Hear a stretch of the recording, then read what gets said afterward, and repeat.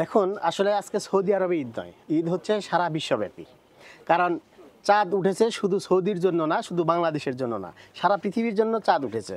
আর চাঁদ উঠলেই হচ্ছে রমজান মাস শুরু হয়ে যায়। হ্যাঁ, বিভিন্ন দিনে বিভিন্ন জায়গায় চাঁদ ওঠার পরে রমজান মাস শুরু হয় তা না, রমজান মাস একদিনেই শুরু হয়। আর যেদিন চাঁদ উঠে সেদিনই শুরু হয়। আর পৃথিবী যেহেতু পরিসীমা অনেক বড়, যে কারণে বিভিন্ন এলাকা থেকে আমরা চাঁদ দেখতে পাই না, সেটা আমাদের ব্যর্থতা। হ্যাঁ, আর হচ্ছে যে কারণে সৌদি আরব হচ্ছে পৃথিবীর মূল কেন্দ্র, সাধারণত সে কারণেই হচ্ছে সৌদি আরবের সাথে মিল রেখে কথাটা বলা হয়। কিন্তু আসলে চাঁদ পৃথিবীতে উদয় হলেই রমজান মাস শুরু হয়, যে কারণে আমরা ঈদ সিয়াম পালন করি। এখানে আনুমানিক 8-10 বছর যাবৎ। তবে এতদিন বাসায় পড়তাম, তখন লোক সংখ্যা খুব কম ছিল। আর এই মসজিদ প্রতিষ্ঠিত হওয়ার পরে মসজিদে করা হচ্ছে 2-3 বছর যাবৎ। আমরা এখানে মোটামুটি 25-30 জনের মতো হই। বিগত বছর আমি বাংলাদেশের সাথে ঈদ করছি, এবছর আমার কাছে মনে হয়েছে এটা ঠিক। সে কারণে আমার বাসা এখান থেকে অনেক দূরে, আমি শুনলাম এখানে জামাত হয়, তো আর কি এখানে আসছে আর কি। এটা আসলে তো ভালো লাগার সাথে সম্পর্ক না, এটা একটা ইবাদত।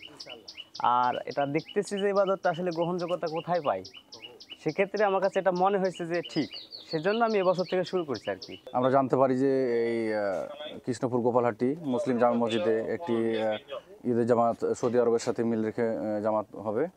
এই সংবাদ পেয়ে আমরা দ্রুত চলে আসি এবং যেন মানে তারা নির্বিঘ্নে শান্তিপূর্ণভাবে এই জামাতই করতে পারে, এই উপলক্ষে আমরা সতর্ক অবস্থায় ডিউটি পালন করি।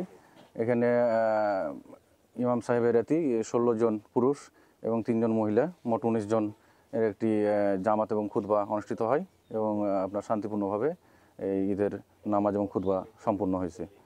ওনারা পরবর্তীতে নামাজ এবং খুতবা শেষে স্ব-স্ব বাসভবন বা তাদের গন্তব্যে চলে গেছে।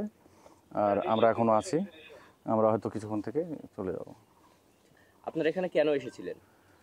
আমরা জাস্ট নিরাপত্তার জন্য আসছি, যে সৌদি আরবের সাথে মিল রেখে ই করলে অনেক সময় ঝামেলা হয় বিভিন্ন জায়গায়, এখানে যেন না হয়, এখানে যেন শান্তি বজায় থাকে। এই শান্তি বজায় রাখার জন্য আমরা এখানে আছি।